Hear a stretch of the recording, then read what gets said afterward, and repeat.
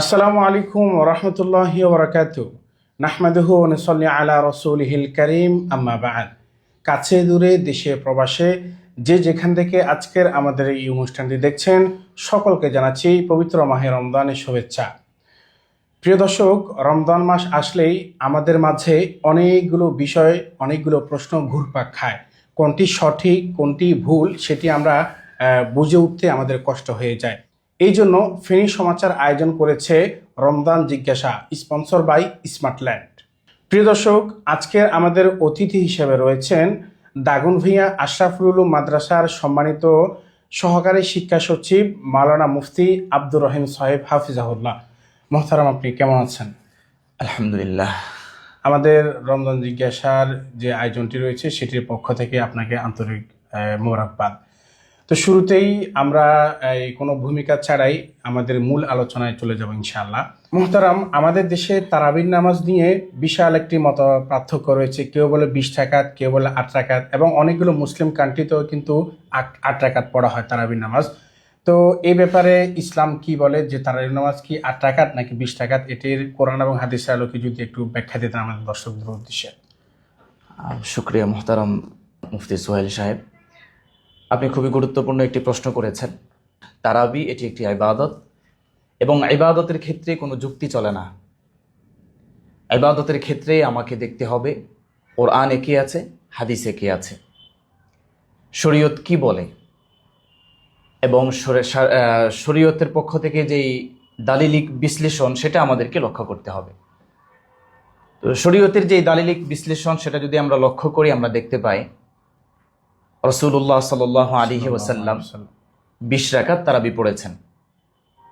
সাহাবায়ে কেরাম রিদওয়ানুল্লাহি আলাইহিম আজমাইন তারাও 20 রাকাত তারাবির নামাজ পড়েছেন। তাবেঈন 20 রাকাত তারাবির নামাজ পড়েছেন। সকল ইমামগণ একমত যে তারাবি 20 রাকাত। ইমাম বুখারী রাহমাতুল্লাহি আলাইহি নিজেও 20 রাকাত তারাবি পড়েছেন। এরপরে যদি কথাটাকে আমি একটু ব্যাখ্যা করে আপনাকে দালিলিক বিশ্লেষণ করতে যাই, তাহলে বিষয়টা এইভাবে আমি বলতে পারি। ইমাম বুখারী রাহমাতুল্লাহি আলাইহি, ওনার একজন উস্তাদ আছেন ইমাম আবু বকর ইবনে আবি শাইবা রাহমাতুল্লাহি আলাইহি। ওনার বিখ্যাত একটি কিতাব আছে আল মুসান্নাফ লি আবি বকর ইবনে আবি শাইবা। এই কিতাবের মধ্যে উনি হাদিস উল্লেখ করেছেন যে আল্লাহ রাসূল সাল্লাল্লাহু আলাইহি ওয়াসাল্লাম রমজান মাসে 20 রাকাত তারাবি পড়েছেন। ইনি হচ্ছেন ইমাম বুখারী রাহমাতুল্লাহি আলাইহির উস্তাদ। তাহলে ইমাম বুখারী রাহমাতুল্লাহি আলাইহি অবশ্য উস্তাদের অনুসারী হবেন। উস্তাদ যেই মতের অনুসারী, তিনিও সেই মতটাই অনুসরণ করবেন। উনি 20 রাকাতের হাদিস সেখানে উল্লেখ করেছেন, এবং হাদিসটা সহিহ। এরপর আসেন ইমাম তাবরানী রাহমাতুল্লাহি আলাইহি, ওনার বিখ্যাত একটি কিতাব আছে আল মুআজামুল কাবীর। এই কিতাবের মধ্যে উনি ইবনে আব্বাস রাদিয়াল্লাহু আনহুমার হাদিস উল্লেখ করেছেন। সেই হাদিসের মধ্যে আছে যে কানা রাসূলুল্লাহ সাল্লাল্লাহু আলাইহি ওয়াসাল্লাম ইউসাল্লি ফি রমাদান 20 রাকাআতান ওয়াল বিতরা। নবীজি সাল্লাল্লাহু আলাইহি ওয়াসাল্লাম রমজান মাসে 20 রাকাত তারাবি পড়েছেন এবং বিতিরও পড়েছেন। এই হাদিসের মধ্যে একজন বর্ণনাকারী আছেন আবু শাইবা। ওনাকে কেন্দ্র করে যারা 8 রাকাতের মত অনুসরণ করে চলেন, যারা 8 রাকাত বলেন, তারা ওনাকে লক্ষ্য করে বলেন যে এই হাদিস বর্ণনার যে সনদটা রয়েছে, এই সনদের মধ্যে একজন বর্ণনাকারী আছেন আবু শাইবা। উনি দুর্বল, এবং ওনার দুর্বলতাকে কেন্দ্র করে তারা বলেন যে ওনার বর্ণিত হাদিসগুলো জাল হয়ে যাবে। অতএব ওনার এই বর্ণিত হাদিস এটা জাল হয়ে যাবে। অথচ আজ পর্যন্ত কোনো মুহাদ্দিস এই হাদিসকে জাল বলেন নাই। তারা জয়ীফও বলে না, তারা এটাকে সরাসরি জাল বলে দেয়। অথচ কোনো মুহাদ্দিস এটাকে জাল বলেন নাই। এটাকে ইমাম বাইহাকি রহমতুল্লাহ আলাইহি জয়ীফ বলেছেন। তবে আসলে কি তিনি জয়ীফ কিনা, এই বিষয়টা যদি আমরা একটু বিশ্লেষণ করতে যাই, তাহলে আমরা দেখতে পাই যে আলা উস সুনান গ্রন্থে রয়েছে যে না, আবু শাইবা যাকে লক্ষ্য করে এই হাদিসকে জাল বানানোর চেষ্টা করা হচ্ছে, উনি জয়ীফ না, উনি হচ্ছেন হাসানুল হাদিস। ওনার বর্ণিত যে হাদিসগুলো এগুলো হাসান পর্যায়ের। তার মানে সহিহ হাদিস যেভাবে আমলযোগ্য, হাসান পর্যায়ের যে হাদিসগুলো সেগুলোও আমলযোগ্য। অতএব ওনার ব্যাপারে এই ট্যাগ লাগিয়ে যে উনি জয়ীফ, এজন্য তার বর্ণিত হাদিসটা জাল হয়ে যাবে। এটা নিরর্থক বাক বিতণ্ডা ছাড়া আর কিছু হতে পারে না। আচ্ছা। এরপরে আসুন, আরও দলিল যদি আমি এখানে দিতে যাই, আর অনেকগুলো দলিল দেওয়া যায়। সংক্ষেপে আমি আপনাকে যেটা বোঝাতে চাচ্ছি, আমাদের দুইটা দলিল আপনার কাছে আমি পেশ করলাম। এরপরে আসুন, ওনারা যেই দলিলের আলোকে 8 রাকাত সাব্যস্ত করতে চান, আচ্ছা। সেই হাদিসটা বর্ণিত হলো আবু সালামা বিন আব্দুর রহমান রাদিয়াল্লাহু আনহু থেকে। উনি আম্মাজান আয়েশা সিদ্দিকা রাদিয়াল্লাহু আনহাকে জিজ্ঞেস করেছিলেন, কাইফা কানাত সালাতু রাসূলিল্লাহি সাল্লাল্লাহু আলাইহি ওয়াসাল্লাম, আল্লাহ রাসূল সাল্লাল্লাহু আলাইহি ওয়াসাল্লামের নামাজ কেমন ছিল। কেমন ছিল তার মানে রাকাত সংখ্যা কত ছিল এটা জিজ্ঞেস করেন নাই। তিনি জিজ্ঞেস করেছিলেন আল্লাহ নবী সাল্লাল্লাহু আলাইহি ওয়াসাল্লামের যেই নামাজ উনি ঘরে পড়েন, এই নামাজটার আকৃতি দেখতে নামাজটা কেমন ছিল, কাইফিয়তটা কেমন ছিল। তো আম্মাজান আয়েশা রাদিয়াল্লাহু আনহা তিনি বলেছেন যে কানা রাসূলুল্লাহ সাল্লাল্লাহু আলাইহি ওয়াসাল্লাম ইউসাল্লি আরবাআন, আল্লাহ নবী সাল্লাল্লাহু আলাইহি ওয়াসাল্লাম ঘরে নামাজ পড়তেন, আমি দেখেছি উনি একসাথে 4 রাকাত পড়তেন। ফালা তাসআল আন হুসনিহিন্না ওয়া তুলিহিন্না, তবে তুমি আমাকে তার সৌন্দর্য, তার যে দীর্ঘতা সেটা সম্পর্কে জিজ্ঞেস করার প্রয়োজন নেই। অর্থাৎ তা খুবই সুন্দর ছিল এবং তা খুবই দীর্ঘ ছিল, দীর্ঘ নামাজ ছিল। সুম্মা ইউসাল্লি আরবাআন, এরপর আল্লাহ নবী সাল্লাল্লাহু আলাইহি ওয়াসাল্লাম আরও 4 রাকাত পড়তেন। এরপর আল্লাহ নবী সাল্লাল্লাহু আলাইহি ওয়াসাল্লাম বিতির পড়তেন। তবে এই 4 রাকাত করে 8 রাকাত পড়ার পরে আল্লাহ নবী সাল্লাল্লাহু আলাইহি ওয়াসাল্লাম ঘুমিয়ে পড়তেন। আমি আল্লাহ নবী সাল্লাল্লাহু আলাইহি ওয়াসাল্লামকে জিজ্ঞেস করেছি, আতানামু ক্বাবলা আন তুতিরা, আপনি কি বিতির পড়ার আগেই ঘুমিয়ে যাচ্ছেন, আপনি বিতির পড়বেন না? আল্লাহ নবী সাল্লাল্লাহু আলাইহি ওয়াসাল্লাম বললেন, ইন্না আইনাইয়া তানামান ওয়ালা ইয়ানামু কলবি, আমার চক্ষু যদিও তোমার কাছে মনে হচ্ছে ঘুমাচ্ছে, আসলে আমার অন্তর ঘুমাচ্ছে না। অর্থাৎ এই ঘুমে আমার ওযু নষ্ট হয়ে যাবে না, আমি আবার উঠে বিতিরের নামাজ পড়তে পারবো। তো এই হাদিসের আলোকে আমার আহলে হাদিস যেই ভাইয়েরা নিজেদেরকে আহলে হাদিস দাবি করেন, তারা এই হাদিসের আলোকে তারাবি 8 রাকাত সাব্যস্ত করতে চাচ্ছেন যে আল্লাহ নবী সাল্লাল্লাহু আলাইহি ওয়াসাল্লাম 8 রাকাত তারাবি পড়েছেন। তো এই হাদিস সম্পর্কে আমাদের কিছু কথা। 1 নম্বর কথা হলো, এই হাদিসটা মুহাদ্দিসিনে কেরাম তাদের যেই হাদিস গ্রন্থগুলো রয়েছে এগুলোর তাহাজ্জুদের অধ্যায়ে উল্লেখ করেছেন। আচ্ছা, তার মানে আমরা বুঝতে পারলাম যে এই হাদিসটা তাহাজ্জুদের ব্যাপারে, তারাবির ব্যাপারে নয়। দ্বিতীয় কথা হচ্ছে, এখানে আম্মাজান আয়েশা রাদিয়াল্লাহু আনহা বলেছেন যে আল্লাহ নবী সাল্লাল্লাহু আলাইহি ওয়াসাল্লাম 4 রাকাত একসাথে পড়েছেন। আচ্ছা, আমরা তো দেখি তারাবির নামাজ, আমার আহলে হাদিস ভাইয়েরা যারা আছেন তারাও তারাবির নামাজ 2 রাকাত করে পড়েন, আমরা 2 রাকাত করে পড়ে থাকি। এই হাদিসের মধ্যে আছে যে আল্লাহ নবী সাল্লাল্লাহু আলাইহি ওয়াসাল্লাম 4 রাকাত একসাথে পড়েছেন। তো 4 রাকাত একসাথে তারাবির নামাজ নয়, সেটা রাতের নামাজ ছিল, তাহাজ্জুদের নামাজ ছিল। আচ্ছা। 3 নম্বর কথা হচ্ছে, আমার আহলে হাদিস যেই ভাইয়েরা তারা আমাদের এই হাদিসের মাধ্যমে তারা দলিল পেশ করেন যে তারাবি 8 রাকাত, অথচ এই হাদিসের মধ্যে আছে যে আল্লাহ নবী সাল্লাল্লাহু আলাইহি ওয়াসাল্লাম বিতিরের নামাজ 3 রাকাত পড়েছেন। তাহলে হাদিসের এক অংশের উপর আমল করলেন, আরেক অংশের উপর আমল করলেন না। আমার আহলে হাদিস ভাইয়েরা তারা এই বিতিরের নামাজ 1 রাকাত পড়ে। তাহলে এই হাদিসের মধ্যেই তো আছে। এই হাদিসকে যদি আপনাদের কাছে এতটাই বিশুদ্ধ মনে হয়, তো এই হাদিসের এক অংশের উপর আমল করলেন, আরেক অংশকে ছেড়ে দিলেন কেন? আমরা তারাবি 8 রাকাত এখান থেকে নিলাম, কিন্তু 3 রাকাত যে বিতির আল্লাহ নবী সাল্লাল্লাহু আলাইহি ওয়াসাল্লাম পড়েছেন এই হাদিসের মধ্যে স্পষ্টভাবে আছে, সেটাকে কেন আপনারা নিলেন না? তাহলে হাদিসের এক অংশের উপর আমল হলো, আরেক অংশের উপর আমল হলো না। তাহলে আপনারাই তো এই হাদিসের উপর আমল করছেন না। এরপর আরেকটা যুক্তি হলো, আরেকটা কথা হলো এই হাদিসের ব্যাপারে যে তারাবির নামাজ আল্লাহ নবী সাল্লাল্লাহু আলাইহি ওয়াসাল্লাম তো মসজিদে পড়েছেন, মসজিদে সাহাবায়ে কেরাম দেখেছেন। তাহলে তারাবির অবস্থার, নামাজের অবস্থাটা তো সাহাবায়ে কেরামের সামনে স্পষ্ট, আল্লাহ নবী কেমন পড়েছেন তো সেটা তো সাহাবায়ে কেরাম দেখেছেন। তো সেটা সম্পর্কে আমাদের আয়েশা রাদিয়াল্লাহু আনহাকে কেন জিজ্ঞেস করতে আসবেন? কারণ এটা তারাবির ব্যাপারে ছিল না, এই জিজ্ঞাসাটা ছিল আল্লাহ রাসূল সাল্লাল্লাহু আলাইহি ওয়াসাল্লামের যে এই তাহাজ্জুদের নামাজ ছিল সেটা সম্পর্কে, রাত্রিকালীন যে নামাজটা ছিল এই নামাজ সম্পর্কেই ছিল, এটা তারাবি সম্পর্কে ছিল না। মানে যেটাকে আমরা কিয়ামুল লাইল হিসেবে বলে থাকি, এই কিয়ামুল লাইল বা তাহাজ্জুদ এই নামাজটার ব্যাপারে তিনি জিজ্ঞেস করেছেন যে তিনি এই নামাজটার কাইফিয়ত কেমন ছিল। আচ্ছা, রমজানে হোক রমজানের বাইরে হোক, আল্লাহ নবী সাল্লাল্লাহু আলাইহি ওয়াসাল্লাম এই নামাজের কাইফিয়তটা কেমন ছিল এই সম্পর্কে জিজ্ঞেস করা হয়েছে, তারাবি সম্পর্কে নয়। আশা করি সংক্ষেপে উত্তরটা দেওয়ার চেষ্টা করেছি, মোটামুটি আশা করি হয়তো বুঝতে পেরেছে। তাহলে সর্বোপরি আমরা এখানে কি বুঝতে পারলাম যে আপনার আলোচনার মাধ্যমে যে 20 রাকাতের যে বিষয়টি আছে এটি হচ্ছে যে 4 ইমামের ইজমার ভিত্তিতেই কিন্তু 20 টাকা হয়েছে। 8 রাকাত যারা আমাদের দেশে আহলে হাদিস ভাইরা আছেন কিংবা আমাদের দেশের বাইরেও যারা আছেন ওনারা যে 8 রাকাত পড়ে থাকেন এবং 8 রাকাতের যে একটা হাদিস দলিল দিয়ে থাকেন, ওই হাদিসটা কোনোভাবেই এটাই তারাবির হাদিস হতে পারে না, এটা রাত্রিকালীন নামাজের হাদিস। সুতরাং বোঝা গেল যে তারাবি নামাজ এই 8 রাকাত নয় বরং 20 রাকাত হচ্ছে 20 রাকাত।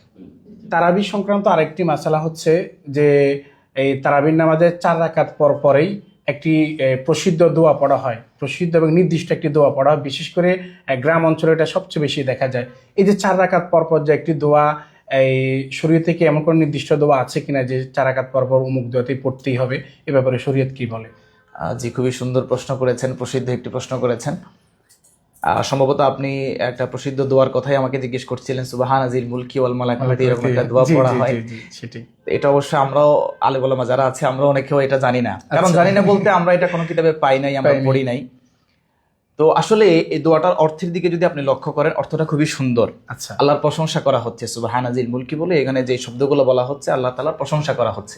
তো এখন প্রশ্ন হলো এই তারাবির 4 রাকাত পরে পরে এটা পড়ার কোনো বিধান আছে কিনা? এটার উত্তর হলো না। তারাবির 4 রাকাতের পরে এটা পড়ার কোনো বিধান শরীয়তে নেই। হ্যাঁ, আপনি এটা পড়তে পারেন, তবে শরীয়তের বিধান মনে করে পড়লে সেটা বেদাত হয়ে যাবে, সেটা বেদাত হয়ে যাবে। আপনি এমনিতে পড়তে পারেন, এটা পড়তে পারেন, বা যে কোনো তাসবিহ আপনি পড়তে পারেন, বা আপনি এখানে চুপচাপ বসে থাকতে পারেন। তবে এটাকে আবশ্যক মনে করে যে এটা না পড়লে মনে হয় তারাবির পূর্ণতা অর্জিত হয় না, এমনটা মনে করে যদি পড়া হয় সেটা বেদাত হবে। 3 নম্বর যেটি প্রশ্ন, মানে তারাবি নিয়ে সবচেয়ে বেশি যে প্রশ্নটা হয় সেটি হচ্ছে তারাবির হাদিয়া নিয়ে। মানে তারাবি অনেক মসজিদে সূরা তারাবি হয়ে থাকে, কোথাও আবার খতমে তারাবি হয়ে থাকে। এই তারাবির হাদিয়া নিয়ে আমাদের দেশে বিশাল একটি প্রশ্ন রয়েছে এই অনেক মানুষেরই, যে হাদিয়া নেওয়া, এটা কোরআন পড়বে আবার সেটার বিনিময় নিবে, এটা তো হারাম, কেন এখানে হাদিয়া নিবে? এই যে তারাবি সংক্রান্ত হাদিয়া সংক্রান্ত যে একটি বিষয় আছে, হাদিয়া নেওয়া জায়েজ কি জায়েজ নেই, জায়েজ থাকলেও কিভাবে এবং না থাকলেও কিভাবে, যদি বিষয়টা একটু স্পষ্ট করে দিতে আমাদের দর্শকদের উদ্দেশ্যে। আসলে যেই বিষয়টা নিয়ে প্রশ্ন করেছেন এটা নিয়ে অনেক দীর্ঘ আলোচনা, তবে সংক্ষেপে আমি যেটা বলবো, যেহেতু পক্ষে বিপক্ষে মত আছে। আচ্ছা, এক পক্ষ আছেন এটাকে জায়েজ বলছেন, আরেক পক্ষ আছেন এটাকে না জায়েজ বলছেন, এবং উভয় পক্ষেরই দলিল রয়েছে হাদিস কোরআনের আলোকে। তবে প্রথমত হলো কোরআনের বিনিময় হয় না, ওয়ালা তাশতারু বিআয়াতি সামানান কলিলা, কোরআনের কোনো বিনিময় হয় না, এ ব্যাপারে স্পষ্ট নিষেধাজ্ঞা রয়েছে। দ্বিতীয়ত হচ্ছে, এখন এই নিয়তে হাফেজ সাহেব যদি তারাবি পড়ান তাহলে অবশ্যই তার জন্য হাদিয়া নেওয়া জায়েজ হবে না। মানে বিনিময় নেওয়ার নিয়তে যদি উনি পড়িয়ে থাকেন জায়েজ হবে না। দ্বিতীয়ত হলো যে এলাকার মধ্যে একটা প্রসিদ্ধ পদ্ধতি আছে, সেটা হলো চাঁদার মাধ্যমে হাফেজ সাহেবদের জন্য এই হাদিয়াগুলো তোলা হয়, চাঁদার মাধ্যমে নির্ধারণ করে দেওয়া হয়। হাদিসের মধ্যে আছে লা ইয়াহিল্লু মালু মুসলিমিন ইল্লা বিতিবি নফসিহি, কোন মুসলমানের মাল তার সন্তুষ্টি ছাড়া এটা আরেকজনের জন্য ভোগ করা জায়েজ হবে না। তাহলে সেই যে টাকাগুলো দিচ্ছে এটা তো বৈধ হচ্ছে না, যেহেতু তার সন্তুষ্টি নেই। চাঁদার বিষয়টা আমরা জানি যে এটা ধার্য করে দেওয়া হয়, দিতেই হয়, এত একটা অ্যামাউন্ট নির্দিষ্ট করে দেওয়া হয় যে এটাই দিতে হবে, তার সন্তুষ্টিক্রমে দেওয়া হয় না, এইজন্য এই দৃষ্টিতেও বিষয়টা কিন্তু হারাম হচ্ছে। আচ্ছা, তো এখন আসি যে এমন কোন সূরত আছে কিনা যে হালাল হবে বা বৈধ হবে। সরাসরি হালাল বলতে পারছি না আমি, কিন্তু স্পষ্ট বর্ণনা আছে নাজায়েজ হওয়ার ব্যাপারে। তারপরেও যেহেতু এখন আপনি যদি খোঁজ নিয়ে দেখেন যে 98-99% হাফেজই এমন আছেন যে তারা এই তারাবির হাদিয়াগুলো গ্রহণ করে থাকেন।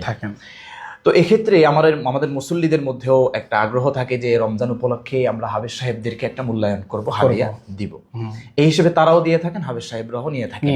তো এক্ষেত্রে ওলামায়ে কেরাম বলেন যে এই ব্যাপারে যে কঠিন নিষেধাজ্ঞা আছে এটা থেকে বাঁচার জন্য এই একটা সূরত তারা বের করে দিয়েছেন যে হাফেজ সাহেবদেরকে রমজান মাসের জন্য ইমামতির দায়িত্ব দিয়ে দেয়া। আচ্ছা, তারা ইমামতি করবেন। তো ইমাম যেভাবে 5 ওয়াক্ত নামাজ পড়িয়ে তার যেরকম একটা ধার্যকৃত বেতন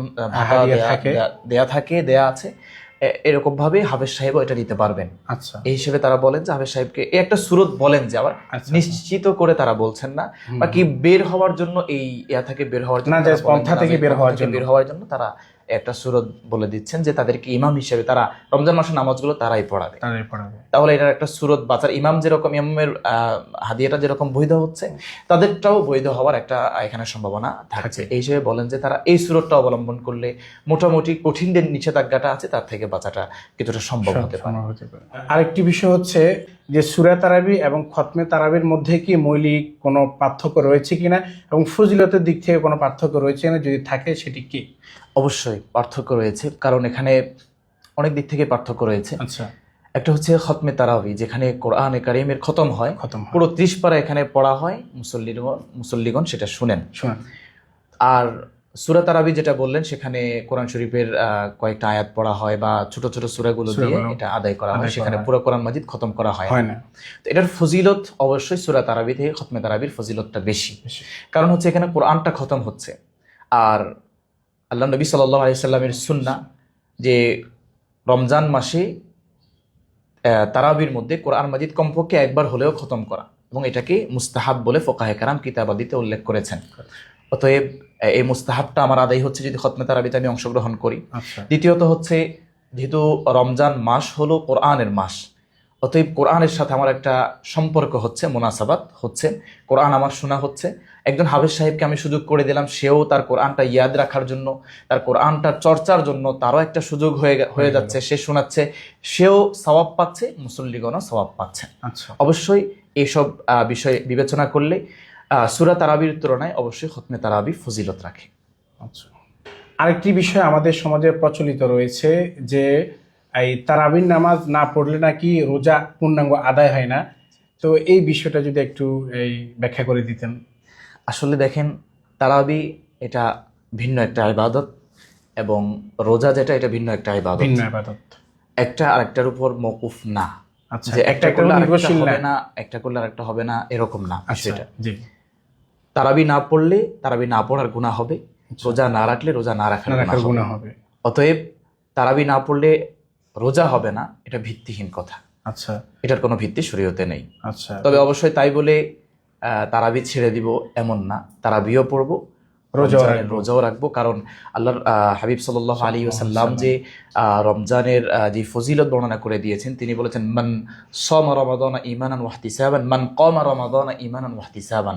ওইটার কথাই বলেছেন, রোজা রাখে যদি কেউ ঈমানের সাথে সওয়াবের আশায় রোজা রাখে, তার জন্য আল্লাহর রাসূল বলেছেন তার জীবনের সকল গুনাহগুলো মাফ করে দেওয়া হবে। ঠিক একইভাবে যে ব্যক্তি রাতের বেলা এরকম কিয়ামুল লাইল করবে বা তারাবির নামাজ আদায় করবে, দাঁড়িয়ে দাঁড়িয়ে নামাজ পড়বে, তার ক্ষেত্রেও আল্লাহ নবী সাল্লাল্লাহু আলাইহি সাল্লাম বলেছেন যে তার জীবনের সকল গুনাহগুলো আল্লাহ তাআলা মাফ করে দিবেন। অতএব কোনোটার থেকে কম না, দুইটাই আমাদেরকে আদায় করতে হবে। শুকরিয়া, জাযাকুমুল্লাহ। আপনি এতক্ষণ যাবত আমাদেরকে আপনার মূল্যবান সময় দিয়েছেন এবং আমাদের প্রশ্নগুলোর সঠিক উত্তর দিয়েছেন, এই জন্য আপনাকে ফেনী সমাচারের পক্ষ থেকে ধন্যবাদ। জাযাকাল্লাহু খায়র।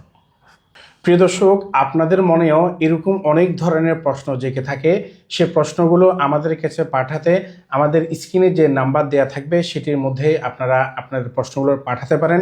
ইনশাআল্লাহ আপনাদের প্রশ্নগুলোর জবাব আমরা সঠিক জবাব দেওয়ার চেষ্টা করব ইনশাআল্লাহ।